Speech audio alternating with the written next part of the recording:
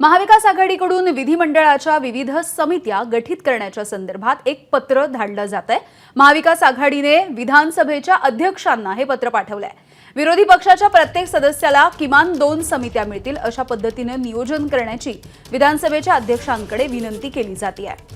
वेदांत नेब आपल्याला अपडेट्स देतात। वेदांत, यामिनी काल महाविकास आघाडीची बैठक झाली आणि प्रामुख्याने याच विषयावर सर्व नेत्यांमध्ये चर्चा झाली होती, ज्यामध्ये विधिमंडळाच्या ज्या विविध समित्या गठीत केल्या जाव्यात आणि त्या संदर्भात विधानसभा अध्यक्षांना तसं त्यांनी पत्र दिले।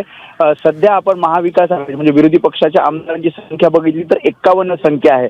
त्यामुळे जे विधिमंडळाच्या विविध समिती आहेत त्यामध्ये किमान एका सदस्याला 2 समितीमध्ये त्याचा सहभाग करावा किंवा त्या 2 समित्यांमध्ये ठेवावं त्याचं पत्र अशा प्रकारची विनंती विधानसभा अध्यक्षांकडे महाविकास आघाडीने केली आहे। मात्र अजूनही विधानसभेमध्ये जे विरोधी नेते पद आहे त्या संदर्भात महाविकास आघाडीने केल्या दिसत नाही असं दिसतंय।